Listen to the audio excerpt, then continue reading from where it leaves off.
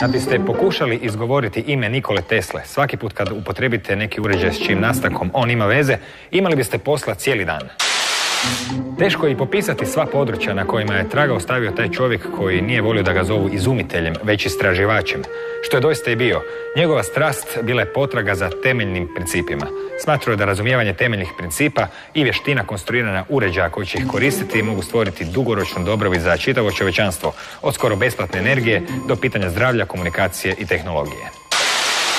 Svakako, Tesla je bio ispred svog vremena, o čemu svjedoče svi izumi i otkrića koji su danas u temelju elektrotehnike, elektronike, robotike, računalne tehnologije.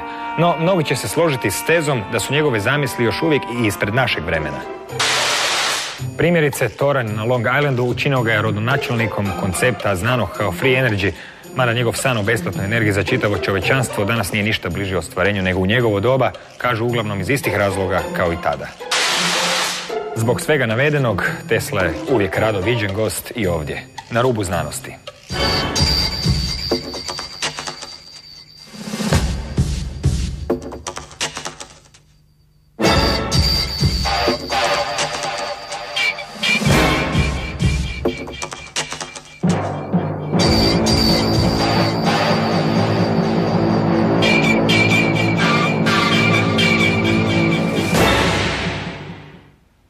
Dobro večer. Postoji puno umjetnih obljetnica, za mene su prave samo one krupne, okrugle 10-godišnjica, pa 100-godišnjica, a svakako naravno 150-godišnjica. 1856. godine rođen je Nikola Tesla, to je bilo prije točno 150 godina. Puno kasnije rođen je gospodin Nikola Cvjetković, kojem je struka, kao inženjer u HEP-u, pa bi se moglo reći da za svoje zanimanje može zahvaliti upravo Tesli. Tihomir Ponoš, novinar Novog lista, na Teslu se zahvaća još kao posve mali, koliko znam, još ga nije pustilo. Gospodin Cvjetkoviću, u jednom našem prethodnom razgovoru istaknuli ste kako je slabo poznata veličina Tesle. Sad, što ste time mislili? Poznato je da danas već postoje imati jednu kapu s njegovim natpisom. Da. U Americi se navodno isto takve prodaju. To ne znam. Postoji bendovi sa imenom Tesle. U kojoj mjeri recimo su Teslu negdje možda prepoznali, kako u Americi, gdje je on zapravo najveći dio svog ranog vijeka proveo, gledaju na njega? Pa, ovo za kapu nisam znao, ali jako zgodno ako je tako. Ja sam ovo koncipirao tako sa jednim dečkom koji radi na takvim stvarima u Opatiji. I to je tako nekako moja ideja, zajedno sa njegovom je nastala ovakva kapa. Ja smatram da je Tesla zapravo tako slabo poznat sa stanovišta onoga šta je on sve napravio. Njegovo ime je jako poznato. Ja mislim da skoro svatko zna njegovo ime. Dakle, Nikola Tesla, to je poznato ime. Ne samo ovako kao ime jednog čovjeka, nego čak i postoje industrije. Ne samo kod nas, nego i drugdje koje se zovu Tesla. Jel? Ali nekako na tome se stvar zaustavlja. A to je po mom mišljenju pomalo šteta, jer baš posebno ovdje gdje je on rođen, u Hrvatskoj je rođen, jel? A poznata ona njegova izreka koju mnogi znaju, možda neki ne znaju, on je, po mom mišljenju, on je zapravo bio ono što piše na mojoj kapi. Prvo čovjek, a potom čovjek rođen u Hrvatskoj srpskoga roda. Evo, to je po mom mišljenju on bio. Međutim, ono što je on napravio, ja ne bih rekao samo da je on čovjek ispred svog vremena, nego točno ono što je Margaret Cheney napisala kao naslov svoje knjige, čovjek izvan vremena. I čak i danas bi se moglo reći da je još uvijek pomalo izvan vremena, koliko god to nevjerojatno zvuči, jer onaj ko prati tehniku i tehnologiju i nauku, mislim, ima puno takvih ljudi, možda ne u nekim širim krugovima, ali ima, jel? Će se složiti da još uvijek ima puno stvari koje bi vrlo rado ljudi dokučili, a Tesla je izgleda bio najbliže nekakvim stvarima i rezultatima koji su možda mogli promijeniti ovaj hod kojim ide ljudska civilizacija. Je li točno da postoji Teslin dan u Americi ili sam krivo čuo? Po onome što sam ja, na internetu se to može naći, Tesla Society stranice, postoji, to se zove Independent Energy Day. Dakle, dan neovisne energije. Mislim da sama riječ kaže šta je to u stvari. Ono što je Tesla izgleda zamišljao, energiju dostupnu svakome, nažalost u potrošačkom društvu to se ne uklapa. Priča obično treba početi od početka. Kod Tesle se to može lako učiniti. Kad bi se vratili u njegovo djetinjstvo, je li bilo već tamo naznaka budućeg genija, ako ih je bilo, kakve su one bile? Da, naravno da je bilo već u njegovom djetinjstvu, a čak je na neki način samo njegovo rođenje naznačilo čime će se on baviti. On je rođen 10. srpnja 1856. u ponoć i nad Smiljanom gdje je rođen je upravo objašnjila oluja, dakle bilo je mnogo munja koje su njega tokom cijelog života itekako privlačile. Znači kad se rađaju sveci onda su komete na nebu, kad se rađaju električni geni onda su munje. Su oluje. Već za vrijeme njegovog djetinjstva, tih njegovih prvih nekoliko godina se pokazala neke njegove neobične sposobnosti i talenti i neobična znatiželjna kod njega. Čak je recimo jedan poznatih slučajeva kad se ozlijedio, pokušao kao dječak skočiti, odnosno uspio skočiti sa krova obiteljske kuće. To nije toliko teško skočiti, teže je preživjeti. Da, on je uspio preživjeti, otvorio je kišobran, tako već je onda eksperimentirao, no međutim već zarana se pokazalo prije svega da on ima fenomenalno pamćenje, fotografsko. Ono je samo po sebi dosta rijetko kod ljudi, a u pravilu nestaje, odnosno zamire negdje u pubertetu, naprosto zbog određenih kemijskih promjena koje tada organizam doživljava.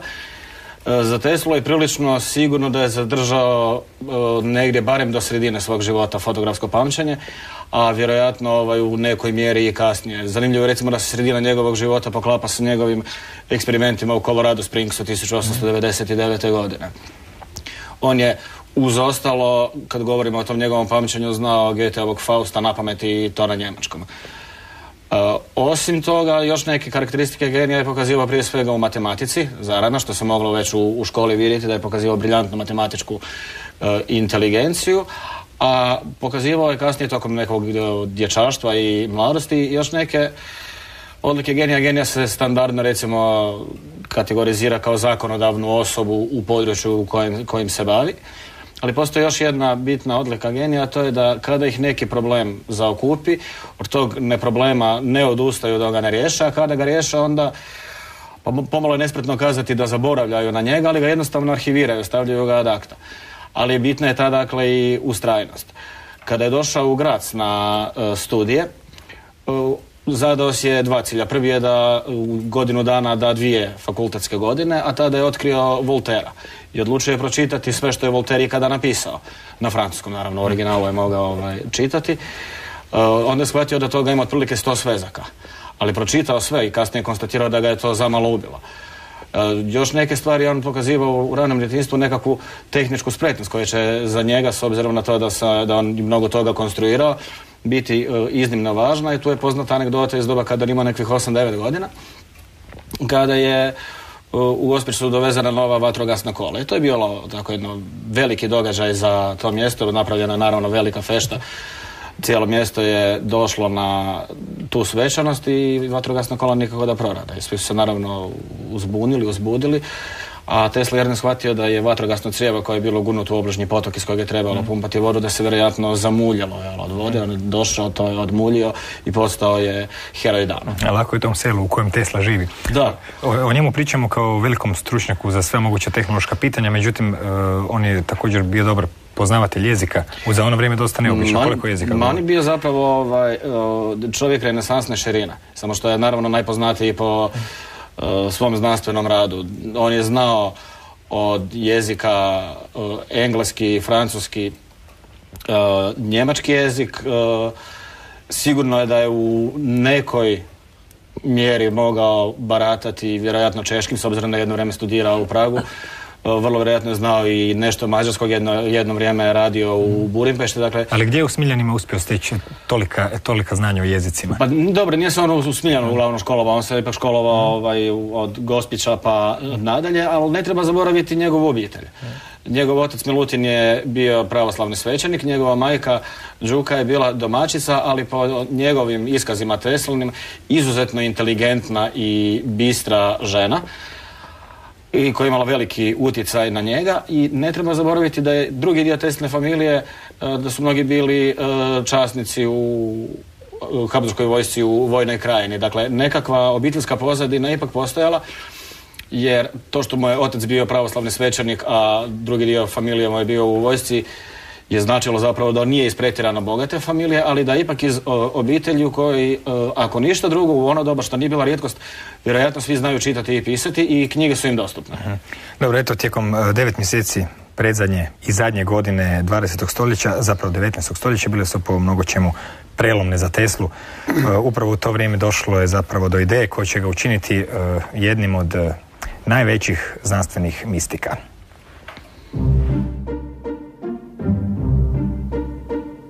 Gledano iz današnje perspektive, 9 mjeseci koje je Tesla proveo u Colorado Springsu, od svibnja 1899. godine do početka 1900.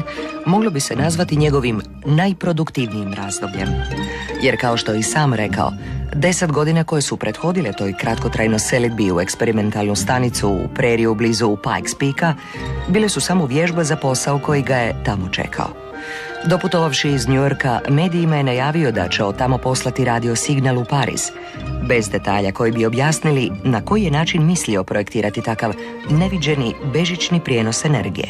Radio je pokuse sa zemljom, zemljinim elektricitetom, načinom slanja elektriciteta kroz zemlju, načinom dobivanja znači nekakvih efekata sa zemljom, jer je shvatio da je zemlja u stvari jedan veliki kondenzator, odnosno da se može ponašati kao veliki kondenzator, a atmosfera, odnosno ionosfera koja se već počinje protezati oko 10.000 km znači iznad površine zemlje, još jedan sloj, znači zrak između te ionosfere i površine zemlje je u stvari jedan dielektrik, odnosno izolator. A kad imamo nekakav kondenzator i nekakvu zavojnicu, imamo i titrani krug. I ujedno se može napraviti dovoljno dobra rezonancija između te zavojnice i kondenzatora da dobijemo znači i taj bežični prijenos energije. Što je evo Tesla upravo istraživao i o Colorado Springsu. No jedno od njegovih najvećih otkrića jesu stacionirani valovi.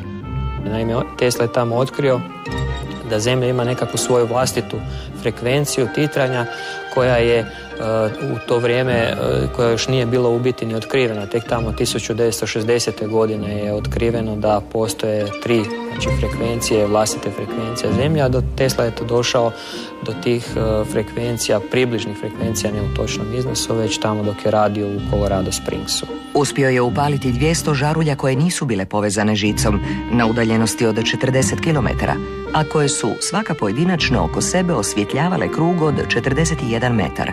No, ni tu nije stao.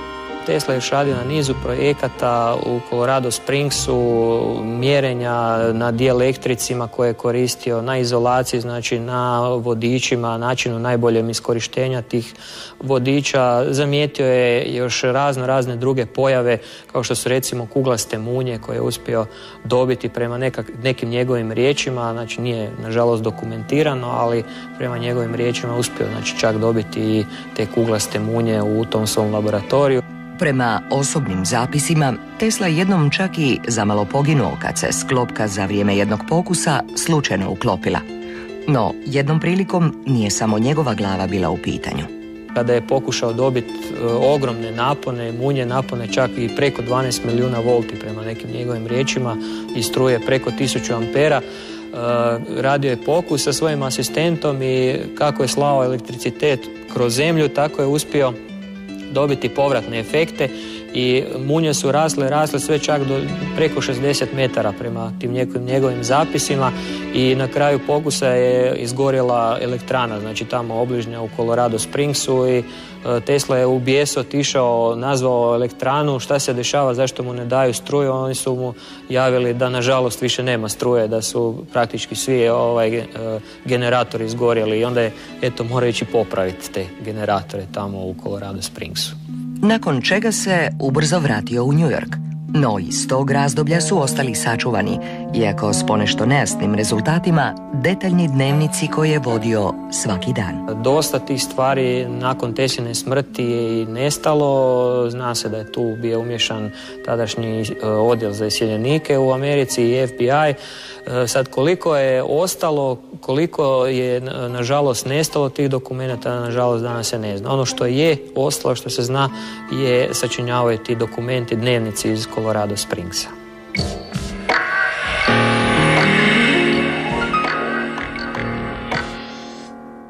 se tu čule te čarobne riječi, rezonancija, frekvencija. To je očito bilo nešto u čemu je Nikola Tesla našao ključ za puno stvari. O čemu se u stvari radi? Tu možemo naći negdje uzrok za one njegove senzacionalne izjave poput mogu raspoloviti zemlju poput jabuke i slično.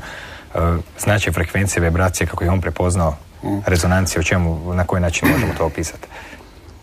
Može jedna digresija, da ne zaboravim to reći, zato bi se samo malo nadovezao, to ti ono nadovezivanja na predgovornika. Ovo što je Tihomir malo prije govorio, fenomenalno, meni se to sviđa i nisam sve te detalje tražio ni nalazio, ali bi istakao jednu stvar koja mi se čini da je ovako dosta znakovita. Evo, baš sam u petak gledao film o Johnnyju Cashu. Johnny Cash je imao starijeg brata, a Tesla je također imao starijeg brata, tako Tihomir. To je zgodno za spomenut. Imam utisak da se između Johnnyja Casha, koji je bio pjevač, ali fenomenalan po mom mišljenju, i Tesle može naći jedna dodirna točka, to je taj odnos prema bratu koji je poginuo. To se dogodilo i Tesli. Vrlo je zanimljivo ko da to pomalo obilježi čovjeka. Možda je to utjecalo na njega da je zapravo poslije bio takav osamljenik. Jer iz ovog filma se vidi da bi Johnny Cash bio takav da nije bilo malo drugačije. Dan je isto pokazivao talente nadarenog dečka. Da. Njegov brat. Da. On je navodno možda bi danas imali 2 Tesle. U porodici, onaj broj 1, obično to tako bude, i bila mu je namijenjena uloga možda nasljednika oca koji je bio svećenik, ali je sasvim slično u ovom filmu. Sasvim slično o Johnnyju Cashu. Nevjerojatna sličnost. To sam samo ovako htio istaknuti da nam ne promakne. Rezonancija je nešto što zapravo u prirodi, a ja bih rekao elektrotehnici, je neizmjerno važno. Da nema rezonancije, ovo danas ne bi išlo u eter, je li? Nisam to znao. Ne bi. Nema šanse da ide, jer nekakav predajnik i prijemnik moraju biti ugođeni na nekakvu frekvenciju i tako dalje, da bi se prenos obavio. Zato je to, recimo, izuzetno važna pojava. Ne samo tu, nego i u mehanici treba znati šta je rezonancija. Rezonancija ponekad može izazvati rušenje. Onaj crtić kako četa mrava koji sinhrono udaraju preko mosta može izazvati rušenje mosta, isto dosta zgodan. Tako je Tesla razmišljao raspoloviti zemlju. Izgleda. Baš malo po malo, dodavanjem. Jeste, dodavanjem energije koje, ako se poklapa s rezonantnom, otklon će rasti sve više i više. U prevodu zamisao je bila svakih sat i pol ili sat 46. Moram priznati da to nisam baš do kraja proučavao. To na dinamita i čeka da se... Teško dokučivo i čini mi se da je na tom polju Tesla možda najdalje otišao i da ga nikad niko nije pokušao slijediti. Iz tog vremena imamo anegdote vezane uz njega, uz one poznate njegove trešnje nebodera po gradu. Da je jedan cijeli kvart izazvao probleme u cijelom kvartu. Kako? Sad, to je to, dodavati energiju, ali u određenom ritmu, to je bit stvari, ali treba dokučiti koji je to ritam. Ovo što je ranije spomenuto, da je on izgleda najbolje prepoznao tu frekvenciju vezanu uz rezonanciju zemlje sa elektrotehničkog stanovišta, to je činjenica koja se i danas dokazuje. I jasno, u nekim decimalama postoje razlike, ali nevjerojatno je poklapanje. Ovaj pojam stojnih valova koji se isto provlači. Pa isto tako, stojni valovi su opet jedan posebni slučaj vala koji može izazvati razne pojave, bilo u elektrotehnici, na primjer. Ja bi to mogao povezati sa nekim našim zbivanjima na dalekovodu. Mi smo imali slučaj da nam je jedan dalekovod vrlo važan, imao takvu rezonanciju da je nastao stojni val koji je naprosto izgledalo da će srušiti stup. 400 kV dalekovod kojem se to događa, obično ispadne iz pogona, mora ispasti. Srećom se nije događalo rušenje, ali smo kasnije morali poduzimati korake, ja sam to ovako, malo sam se na svoju struku bacio, da pokušamo to spriječiti. To je doduše rezonancija, ali i stojni val.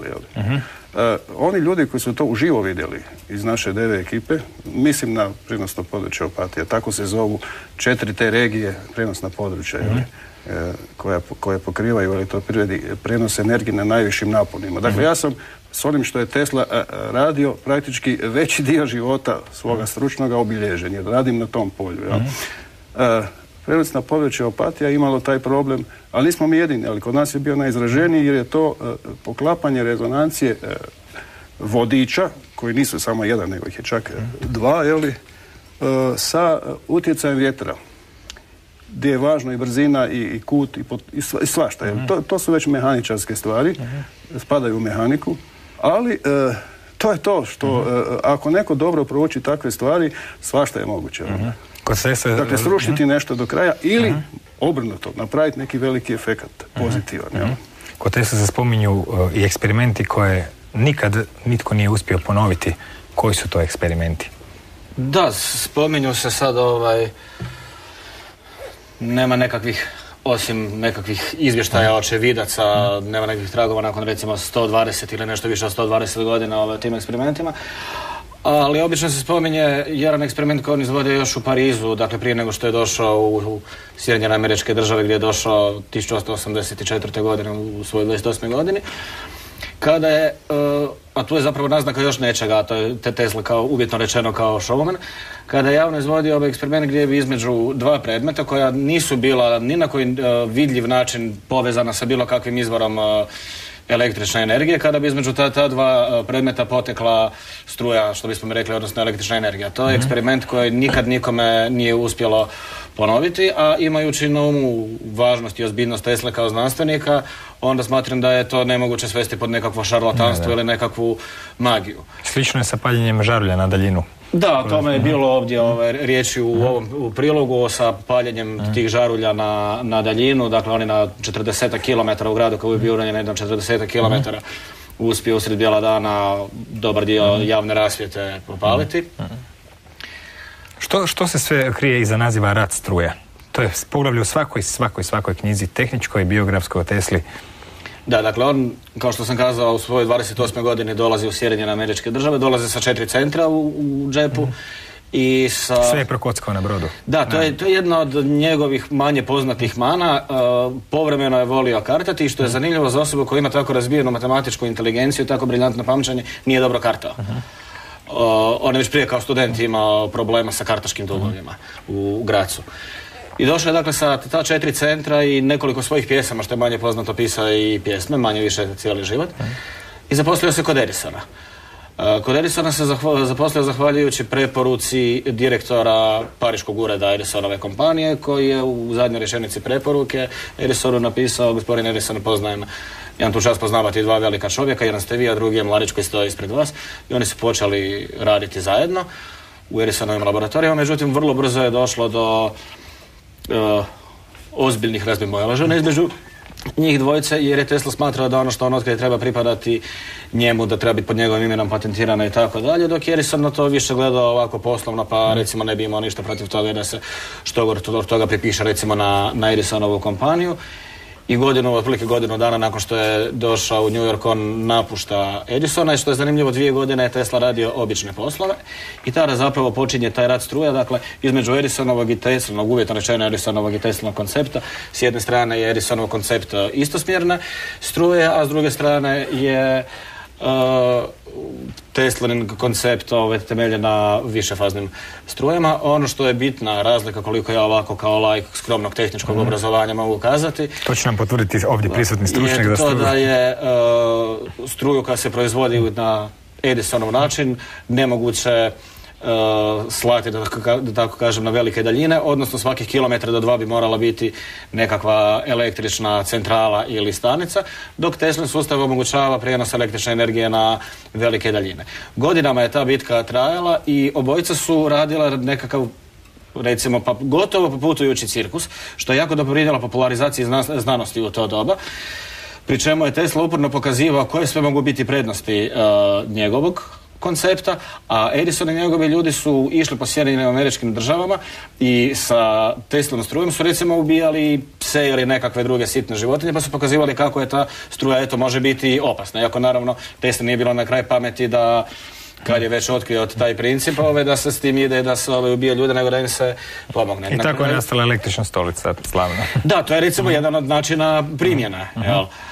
Ali sve je nekako završilo 1893. kada je Westinghouse počeo na Niagari graditi prvu električnu centralu zasnovanu na Teslinom principu na svijetu, i nakon što je ta elektrana napravljena, zanimljivo je da je distributivnu mrežu nije gradio Westinghouse nego General Electric u gradu Buffalo, otprilike 40 km od te elektrane zasjela struja, što je do tad bilo nezamislivo da se na čak 40 km može prenijeti sasvim zadovoljavajuća količina električne energije. I ostalo je povijest.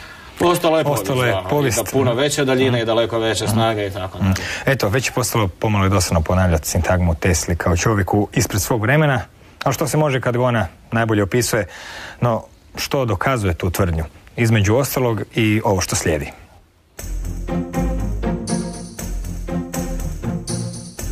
Tesla je tehničke inovacije proizvodio takvom brzinom da neke svoje izume nije niti patentirao, a i neke koje je patentirao bili su toliko ispred vremena da im se jedva mogla zamisliti praktična primjena. Osim toga, ušao je u trag nekim fizikalnim pojavama koje su tek puno kasnije dobile ime, pa je i slava pripala drugima. Njegova žarulja s ugljenom krunicom bila je autentični prethodnih uređaja koji će godine 1939. dobiti naziv ciklotron i Ernstu Lorentzu donijeti Nobelovu nagradu. Uz to, prilikom prvih pokušaja izrade ciklotrona, odnosno uređaja za razbijanje atoma, korištena je Teslina zavojnica od 5 milijuna volti. Bez nje ciklotron nikada ne bi proradio kako treba.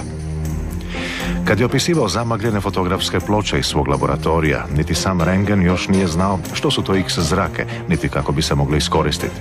Rentgen je svoje otkriće X zraka objavio u prosincu 1895. Tesla mu je odmah poslao svoje slike neobičnih sjenki, a ove mu je opisao. Slike su vrlo zanimljive, kad biste samo bili tako ljubazni i otkrili mi način na koji ste do njih došli. Tesla je izumio i vatru za koju je rekao da izgara bez trošenja materijala, pa se smatra da je time možda ušao i u područje fizike plazme. Pod iz kojega je govorio na svojim predavanjima bio je osvjetljen cijevastim svjetiljkama ispunjenim plinom. Neke su bile fosforescentne, dok je za neke upotrebljavao uranovo svjetlo. Bile su to prethodnice današnjih fluorescentnih lampi. Tesla ih nikad nije patentirao niti unovčio, pa su se na tržištu pojavile tek kojih 50 godina poslije. Njegova neobična žaruljica, koju je predstavio 1891. na sveučilištu Columbia, bila je pravi elektronski mikroskop. Opisu uređaja skoro da ništa ne treba dodati kako bi se opisao elektronski mikroskop koji postiže uvećanja do 1.000.000 puta. Njegovo otkriće pola stoljeća kasnije objavljuje Vladimir Zvorkin. Godine 1890. Tesla je otkrio da bi se toplina koja se razvija uslijed bombardiranja tkiva izmjeničnom strujom visoke frekvencije mogla iskoristiti pri liječenju artritisa i drugih bolesti. Taj je postupak liječenja kasnije nazvan dijatermija. Naravno, u medicinskoj literaturi ni traga o tome. Patent iz 1903. pod nazivom Metoda rada i uređaj za daljinsko upravljanje mehanizma sudaljenosti. Teslu čini i pionirom robotike. Bio je i prvi koji je predvidio da Zemlja ima rezonanciju na 6,1830 Hz. Tek je 1960. konačno dokazao koliko je Tesla bio blizu s procjenama. Stvarna rezonancija Zemlje iznosi 8,14 i 20 Hz. Patentom iz 1901. koji se odnosio na plinovito rashladno sredstvo, Tesla je postao jednim od utemeljitelja kriogenog inženjeringa. Riječ je o snažnom rashlađivanju vodiča radi smanjivanja otpora, što se počelo istraživati tek 1970-ih na projektima uporabe supravodiča u podzemnom prijenosu električne energije. U prosincu 1901. Marconi je odaslao slovo S preko Atlantika, a svjetski tisak našao se preplavljen trijumfalnim tekstovima. U biti iskoristio je Teslin osnovni radio patent iz 1897. Tesla je jednom izjavio kako se Marconi koristi sa 17 njegovih patenata. Marconi je 1909. dobio Nobelovu nagradu za fiziku za razvijanje bežične telegrafije. Tu je prijevaru Vrhovni sud SAD razriješio presudom da je Nikola Tesla svojim patentima vezanim za radio prethodio Marconiju. No, ispravci teško ulaze u enciklopedije, tako da na mnogim mjestima još uvijek piše kako je izumitelj radija Marconi. Tesla je podnio patente za zrakoplov s okomitim uzlijetanjem koji je nazvao letećim štednjakom. Prve zamisli o radaru Tesla je iznio 1900. godine. Nedugo zatim opisao je glavne osobine suvremenog radara koji će biti proizveden tek u osvit Drugog svjetskog rata. Izum radara službeno se pripisuje engleskom znanstveniku Robertu Watsonu Wattu i to 1935. Za razliku od većine znanstvenika, Tesla je tvrdio da elektron prilikom napuštanja elektroda visokog napona ili u visoko vakumiziranim uvjetima ima naboj veći od uobičajenog. Tek se suvremenim metodama godine 1977. to dokazalo. Iako Tesla nije razlikovao subatomske čestice, niti je raspolagao naprednom istraživačkom tehnologijom, očito je da je imao ono što neki nazivaju kozmičkom intuicijom, koja ga je i činila najvećim izumiteljem svih vremena.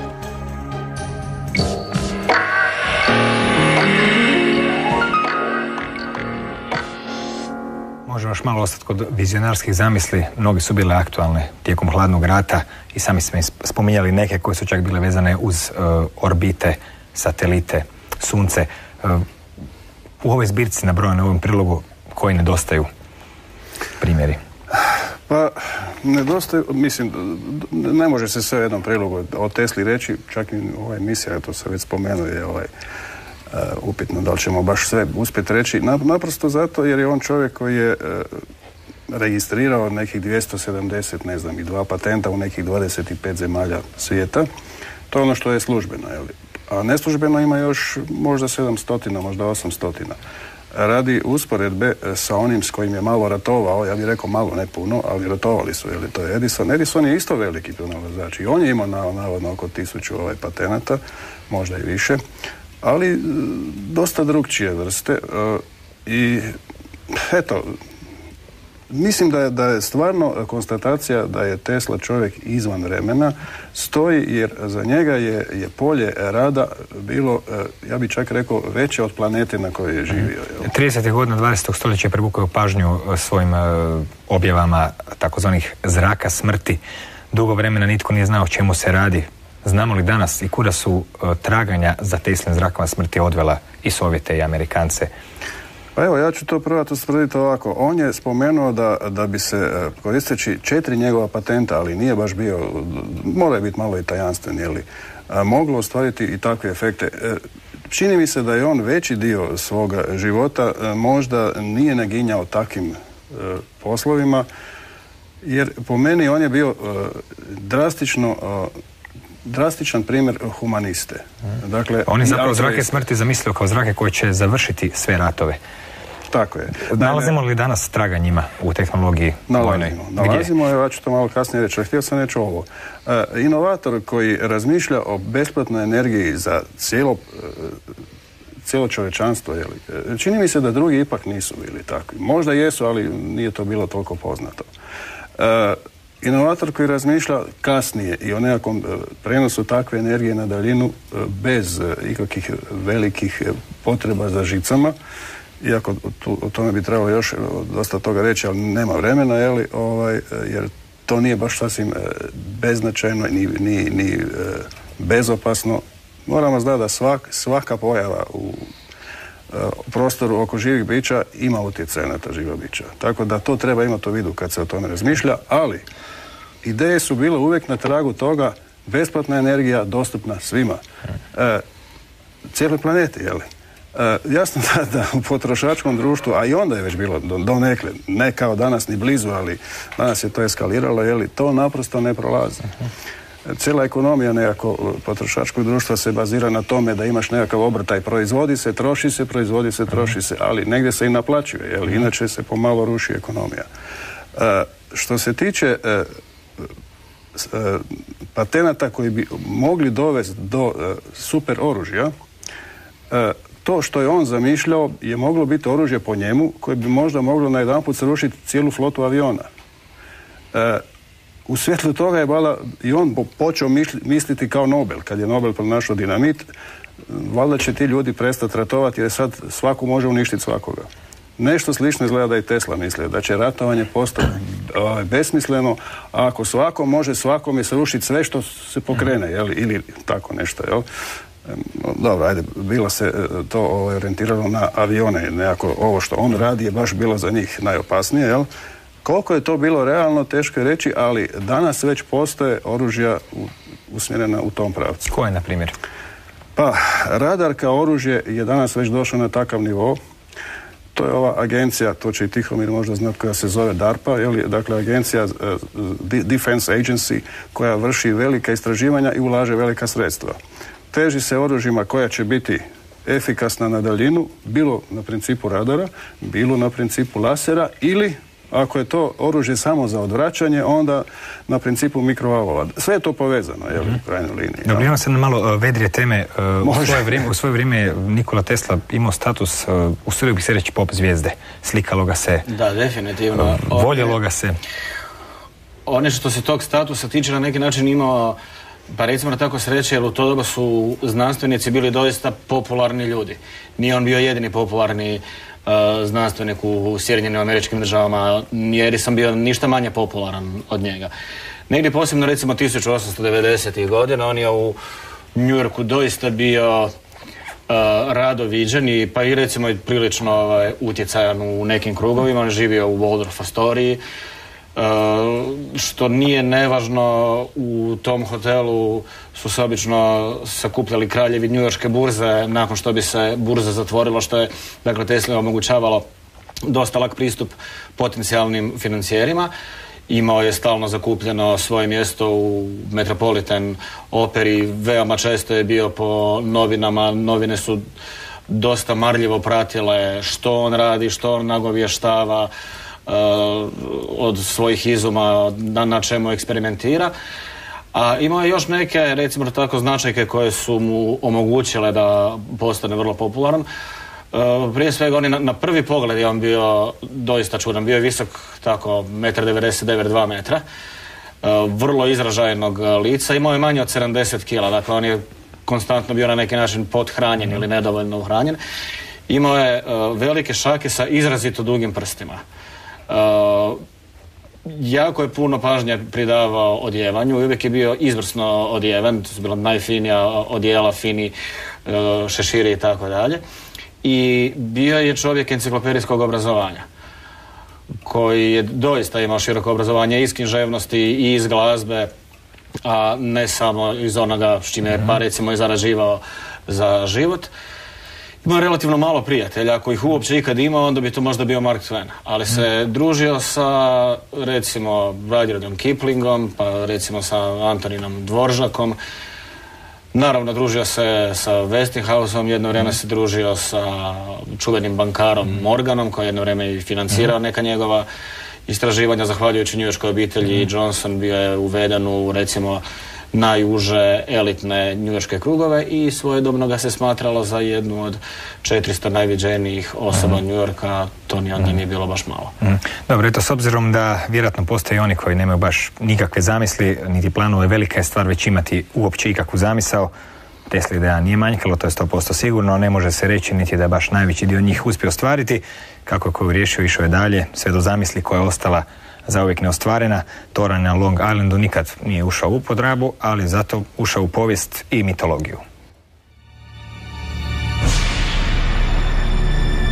Nakon iznimno uspješnih eksperimenata u Colorado Springsu, Tesla se 1900. godine vratio u New York. U srpnju iste godine objavljuje futuristički novinski članak u kojem opisuje projekt bežičnog prijenosa ljudskog glasa i slike. Krajnji je cilj bio dobivanje električne energije iz munja na principu kondenzatora.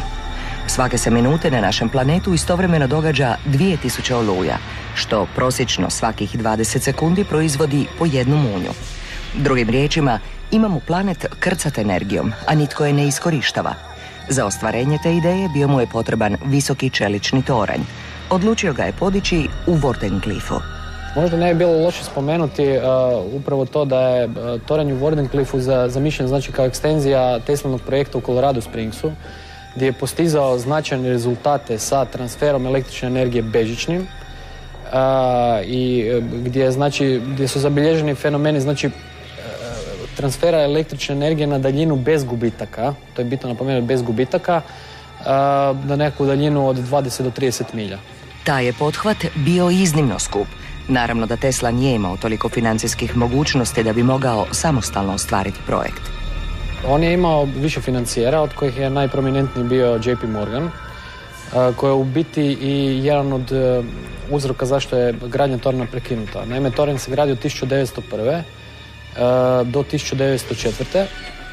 Kada je JP Morgan povukao svoju financijsku podršku, upravo zato što je došlo do poteškoća u gradnji same konstrukcije i zato što su troškovi gradnje premašili nekakvih $150,000, koliko je JP Morgan bio spreman uložiti. Još jedan od razloga koji je bitno spomenuti je upravo taj da je JP Morgan bio izuzetno nezadovoljan činjenicom da je Tesla namjeravao time prenositi besplatnu električnu energiju, odnosno JP Morgan je bio poznat po svojoj izjavi a gdje ću ja staviti watt metar, kako ćemo naplaćivati tu energiju.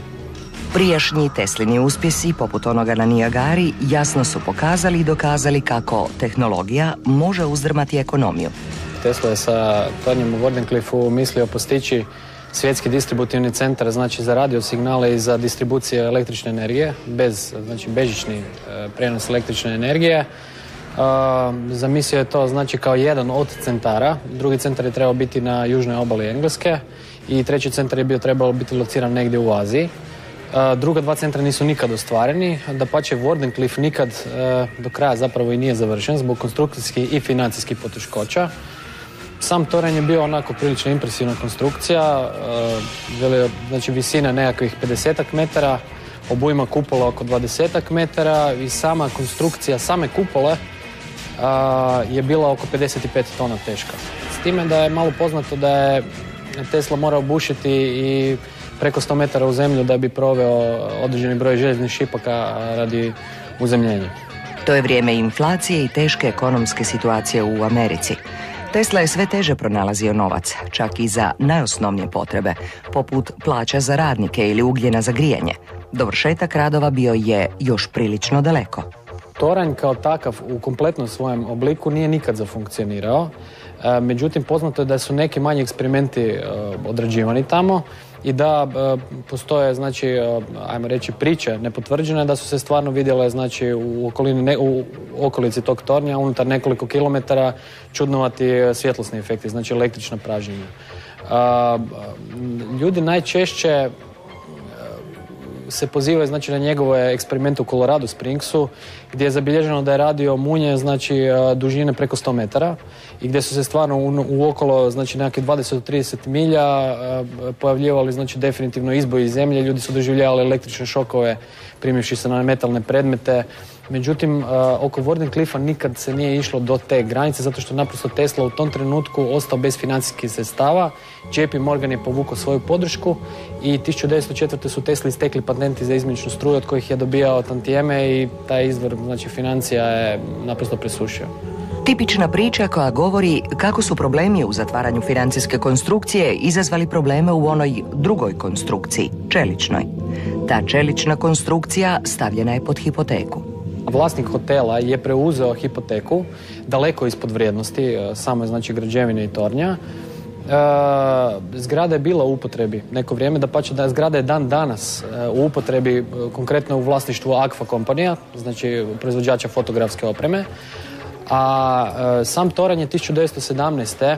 na zahtjev američke obavještajne službe srušen, zato što je postojala teorija da bi ih mogli upotrebiti njemački agenti za signaliziranje, znači dojavljivanje poruka, znači bežičnim putem. S time da postoje kontradiktorni podaci, zato što je druga novina, znači New York Times, objavila također da je, znači, američka mornarica tražila rušenje i da je zato rušenje obavljeno, zato što se smatralo da bi njemačke podmornice mogli to koristiti kao navigacijsko sredstvo, naprosto kao nekakav navigacijski orijentir. Toranj koji je trebao ispuniti Tesline snove postao je njegova noćna mora. Jedno od potencijalno najvećih tehnoloških otkrića završilo je kao staro željezo.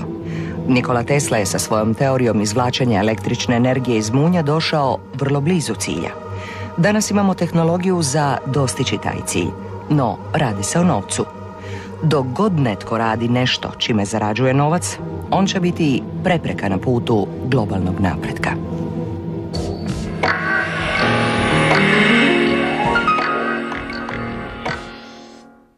Toranj Wardenclyffe zapravo povezuje Teslu sa jednom scenom koja je zadnjih 10 godina, od kad internet umrežio sve ljude svijeta, jako zapravo bujna i bogata.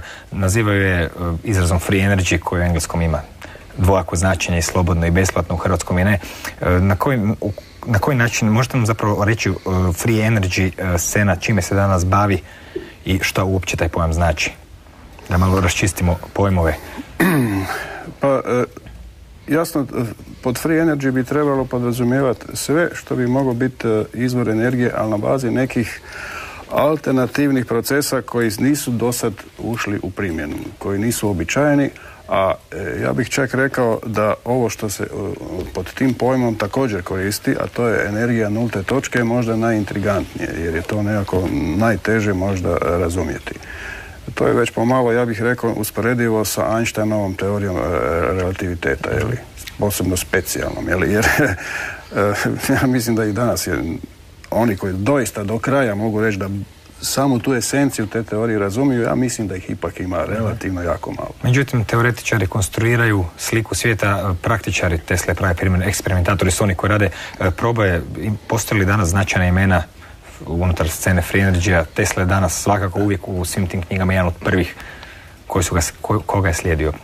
Evo ovako, ja bih samo rekao ovo, kad smo već sad povezali Teslu i Einsteina. Einstein je nastupio, on je ipak dosta kasnije rođen, jeli, i bavio se na neki način stvarima koje su teško shvative, čak i takim umovima kakav je bio Tesla.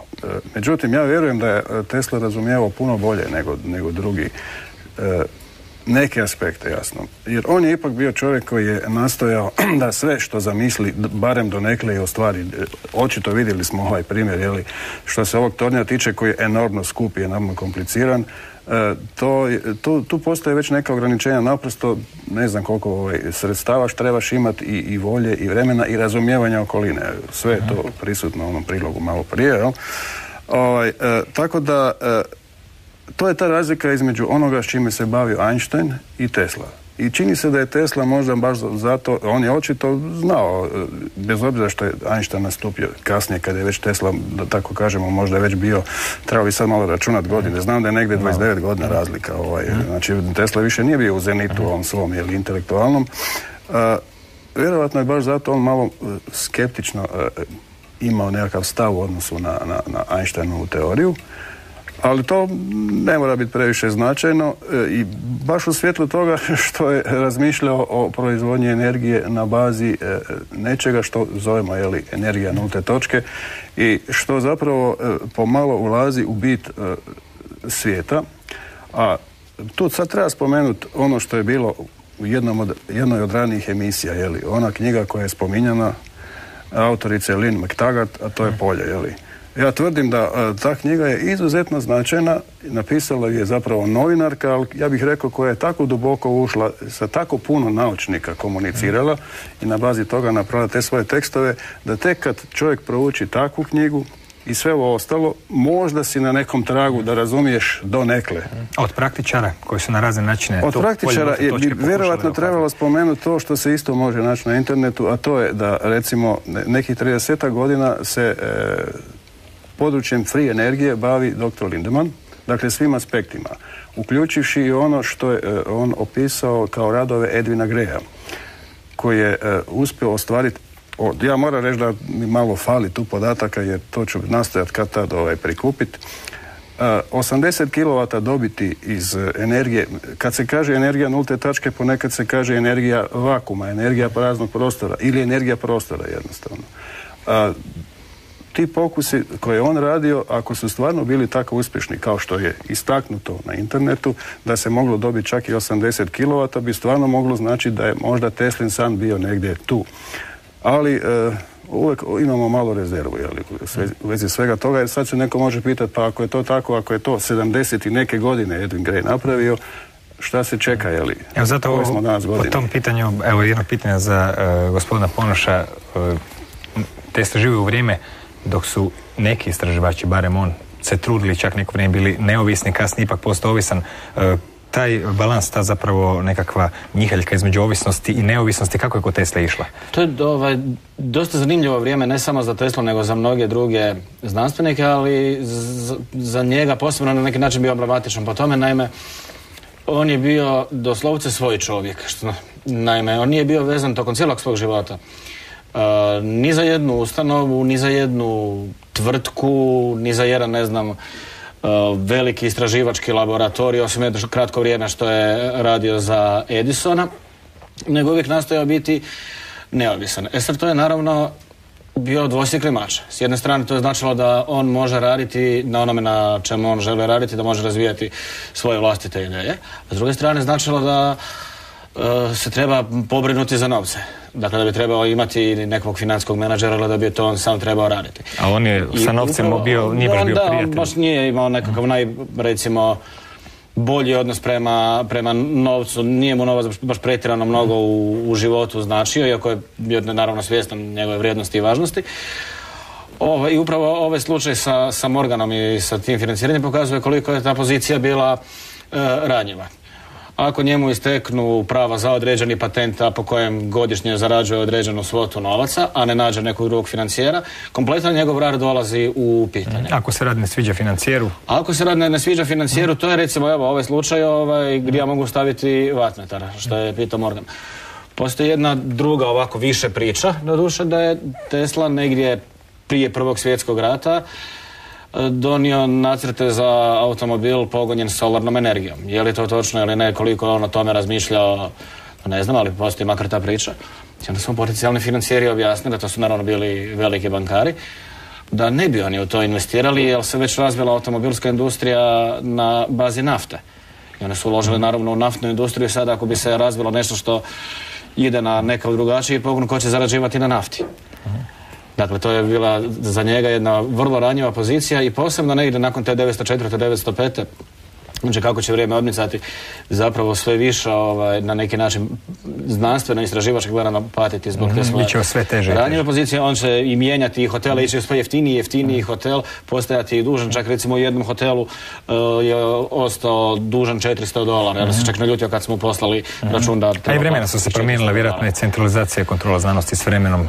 Naravno, da, stvarali se sve veći i veći. Recimo, Westinghouse, koji je bio jedna mala firma, je vremenom postala jedna ogromna firma.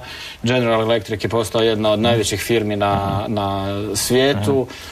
Edisonova kompanija je bila velika. Sve je manje bilo mjesta za patuljike pojedince. Sve manje je bilo mjesta za renesansne duhove. Eto, danas nedovoljno razjašnjen pojam elektriciteta. Za Teslu je bio ključ koji je otvarao sva vrata beskonačne energije, ali također i vrata mnogo čega drugog, zapravo svega što može zavibrirati.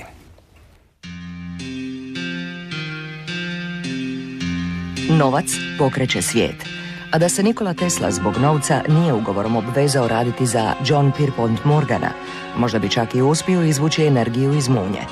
Naime, na tom je projektu suradnja zapela, jer je Morgan u jednom trenutku odlučio obustaviti financiranje Tesle, kojemu, zahvaljujući ugovoru, nije preostalo drugo nego u parku hraniti golubove. No, prestavši sa samostalnim radom, nije odbijao pomoći kolegama koji su od njega zatražili pomoć, kao što je to učinio elektroinženjer Lejkovski, nakon što je 1935. godine napisao knjigu Tajna života. Teorija Lejkovskoga glasila je da svaka stanica, svaki živi organizam ima jednu titrajuću frekvenciju, te kad se frekvencija stanice snizi, postaje bolesna, zatim ili umre ili se oporavi. Teorija Lejkovskoga, koju je predstavio u svojoj knjizi, kaže da ako visokofrekventni valovi prođu kroz stanicu i dođu do DNA i RNA kompleksa, on će primiti tu frekvenciju i vratiti stanicu na njezinu titrajuću frekvenciju. Budući da Lejkovski sam nije uspio realizirati svoju ideju, uz Teslinu pomoć stroj je profunkcionirao. Radi se o tome da frekvencije prolaze kroz ljudsko tijelo, a to se može i dokazati. Ako sjedite 10 centimetara od antene koja šalje radiovalove kroz vaše tijelo i držite neonsku ili argonsku žarulju, a netko vas drugi dotakne, žarulja će se upaliti, toliki napon prolazi kroz vas. Mike Brown je, istražujući Tesline radove, naletio na oficira koji je bio veza između Tesle, zadnje 2 godine njegova života i ratnog ministarstva, a koji je Brownu ispričao mnoge zanimljivosti. Jedna od stvari kojima ga je Tesla naučio je da postoje 2 tajne svemira, a to su frekvencija i vibracija. Tesla je to znao prije 100 godina. Druga stvar koju je znao, a vezana je uz frekvenciju i vibraciju, napisao je u vrijeme Prvog svjetskog rata u jednom časopisu. U članku je ustvrdio da je prilikom svake jake i dugotrajne artiljerijske paljbe u Francuskoj i u Italiji došlo do potresa. Pogledajte posljednji potres u Afganistanu, tamo smo bacili mnogo bombi. Evo još nečeg za razmišljanje. Do toga sam došao nakon što sam dobio ovu informaciju. Svaki put, a u posljednjih 30 godina, nije bilo iznimki kad se dogodi podzemna nuklearna eksplozija. U roku od 3 do 14 dana dođe do potresa na nekom drugom dijelu planeta. Nikola Tesla je to utvrdio još tijekom Prvog svjetskog rata. Da je tome zaista tako, svatko može i sam provjeriti time što će dovoljno dugo udarati u nešto, što će neminovno početi vibrirati. No, što je s frekvencijom? Sve u prirodi ima frekvenciju. Primjerice, ljudsko oko radi na frekvenciji između 350 i 750 teraherca u sekundi. 1 teraherc iznosi 3 milijarde herca. S druge strane imamo električni pokrivač koji radi na frekvenciji od 60 herca u sekundi. Sve što postoji ima frekvenciju. Pogledajmo most tako Monroe u Washingtonu 1940. godine. To je bio most od armiranog betona. Počeo je puhati vjetar na određenoj frekvenciji, takozvanoj rezonantnoj frekvenciji, koja je odgovarala frekvenciji na mostu i most se uskoro počeo rušiti. Tesla je pak frekvenciju dokazao sljedećim eksperimentom. Imao je spravu koju je spojio na zgradu u New Yorku, koja je neko vrijeme živio. Bila je to vibrirajuća sprava za liječenje konstipacije. Sprava je na nesreću počela vibrirati na frekvenciji same zgrade, tako da je čitava zgrada počela vibrirati. Tesla je morao isključiti spravu. U tome je stvar. Kad god vidite da se nešto događa i poželite to objasniti, i ako ne razumijete, svodi se na frekvenciju i vibraciju. Razmišljajući na taj način, Tesla je smatrao da se odgovori na sve probleme mogu naći u prirodi. Rekao je, ako želite nešto stvoriti, izumiti, pogledajte kako je to već napravljeno u prirodi, bit će vam prilično jasno što sljedeće morate učiniti. Mnogim se ljudima ovo neće svidjeti, ali Einstein nije spadao u Teslinu ligu. Tesla je bio ispred njega. Od 12 predviđanja koje je Tesla izrekao prije svoje smrti 1943. godine, poput onoga da ćemo moći komunicirati na daljine, jednake udaljenostima između planeta, 11 se ostvarilo. Iako su neke Einsteinove teorije s vremenom potkopane, Tesli se to nije dogodilo.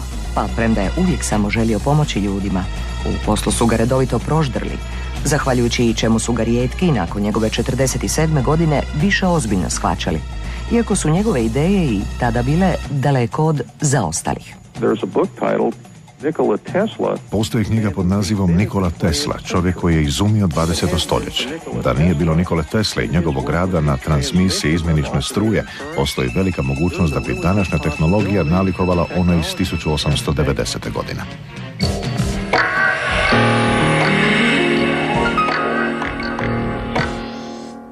Što se konačno s Teslom zbivalo 20-ih, 30-ih godina kad su ga smatrali tek starim čudakom? Znali se išta o tom razdoblju?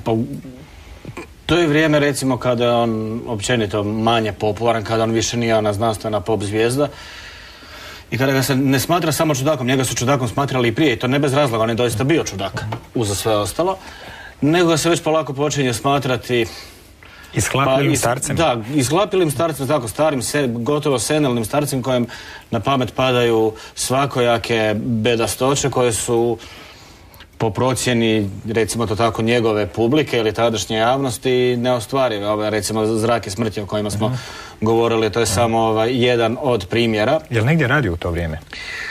U literaturi su općenito te godine slabo zastupljeni. On i dalje imao nekakav svoj laboratorij, ali on, prije svega on je ostao bez novaca. On negdje nakon 1904. ima sve više i više financijskih problema, ostaje bez novaca. E sad, s obzirom na to da je on ipak nešto radio svih tih godina i da on ipak nije potpuno pao u zaborav, on 31. godine za 75. rođendan je dobio čestitke od fizičara iz cijelog svijeta.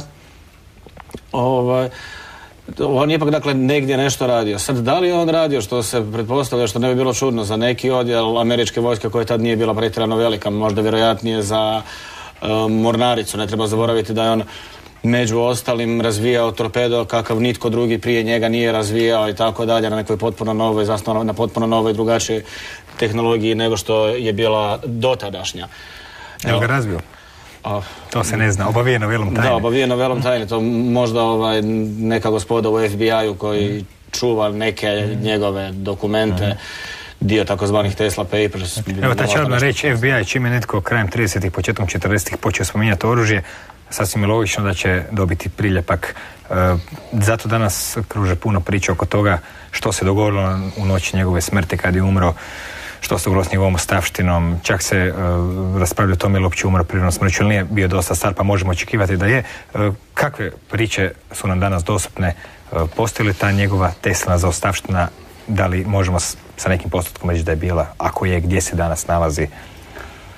Pa ono što je, čini mi se, uglavnom možda i šire poznato onima koji su to pratili, izgleda da je praktički drugi dan nakon njegove smrti, to znači odmah, FBI intervenirao i pokupio ono što su smatrali bitnim. Pretpostavljam da je to moglo biti na tragu toga što je on ipak možda malo pretisnuti neimaštinom, sve se to onda mijenja, kad ovisiš, radio i ono što zapravo dok je bio u naponu nije želio, a to je radio za vojsku. To je moguće. Osim toga, vjerovatno ljudi iz FBI-a nisu mogli do kraja ni znati šta je važno, šta nije važno, pa su možda pokupili sve što su mogli. Ali svejedno je iza Tesle ostalo jako puno dokumenata i njegov nečak Sava Kosanović je onda se potrudio da se to otpremi u ondašnju Jugoslaviju. Prema tome, nije sve nestalo u FBI-u, ali vjerojatno... Samo ono najslađe. Da, tako ono najslađe je ono što su oni vjerojatno ocijenili da je najbitnije i zato i danas neki ljudi kažu, kad bi FBI izvukao iz svojih sefova to što tamo ima, ko zna šta bi se još moglo dogoditi naprednoga, na bazi Teslinih ideja i pronalazaka. Dobro, eto, inače... Ali može samo još ovo. Dakle, šta imamo pred sobom? Imamo čovjeka koji je doživio relativno dosta pristojnu starost, 87 godina, to je, mislim, ono doba, a i danas je to pristojna starost. Imamo čovjeka koji je mogao postati možda jedan od najbogatijih ljudi na bazi svoga rada, svojih inovacija, jer on je taj koji je poderao ugovor sa Westinghouseom, koji mu je osiguravao $1 po svakom, za svaki elektromotor koji je onda Westinghouse prodao. Jasno, tržište onda još nije bilo tako moćno i veliko. Ali 10-20 godina kasnije to je bilo... Je trebao biti $1 po kilovatu proizvedene snage. Znači, onda se snaga davala u konjskim snagama. Evo, motor od 10 konjskih snaga je približno nekih, ali recimo zaokružimo $10 moglo donijeti Tesli. Dobro, to u svom slučaju potrudio se ostati siromašan, mogli bismo reći. Bilo je ovo inače sve za danas, što se Tesla tiče, čini mi se da ćemo ga ovih dana, a možda i ovih godina sve češće spominjati. Majice, bedževi, kape, već su ovdje. Biće toga, pa zašto ne, svi vole vizionare koji sanjaju bolje svjetove. O njima se onda priča nakon 100 godina. U vrijeme dok se glavnih junaka dnevnih novina zapravo više nitko i ne sjeća, ako bi ih se uopće netko želio ili imao zbog čega sjećati. To je vjerojatno ona razlika između značajnih, između beznačajnih. Godina Nikole Tesle se tek zahutava, ovo je kratki sat. Nikole Tesle je došao do kraja. Hvala Nikoli, Teslom imenjaku, hvala Tihomiru i hvala svima vama i laku noć.